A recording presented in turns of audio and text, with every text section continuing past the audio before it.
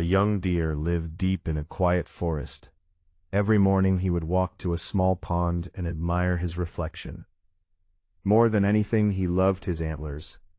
They were large, strong, and beautiful.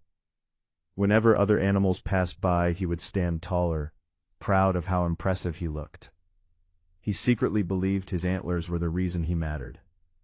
One autumn morning, while running through the woods, his antlers became tangled in thick branches. He pulled, and pulled harder. Then suddenly, crack, both antlers snapped off.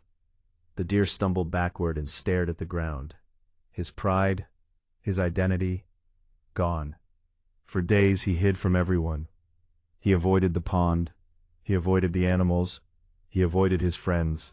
If they see me now, he thought, they'll know I'm not special anymore. The forest felt different. Smaller, colder, lonelier. One day, unable to bear the loneliness, he left the forest in search of something to replace what he had lost.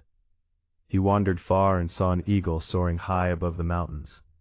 "Eagle," he called, "how do you look so confident?" The eagle smiled. "I don't get my confidence from my wings, I get it from using them." The deer continued on. Soon he met a horse running freely across an open field. "Horse," he asked, "how do you feel so strong?" The horse laughed gently. "It's in what I do every day." Still unsatisfied, the deer kept searching. He met animals everywhere.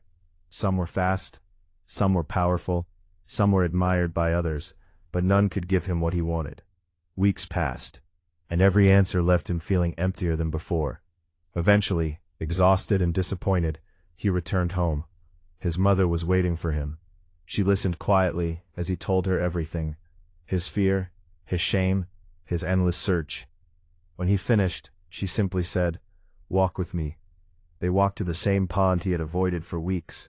The deer hesitated. Then he looked down. His eyes widened. Tiny new antlers had already begun growing. Fresh, strong, alive. The entire time he had been searching the world for a replacement. His body had been rebuilding what was lost. His mother smiled. "You spent so much time looking for proof that you still mattered. You never noticed you were already healing." The deer stood silent, and for the first time he understood. Sometimes we lose a relationship, a dream, a job, our confidence, and when it happens we panic. We rush into the world looking for something to replace the peace we lost.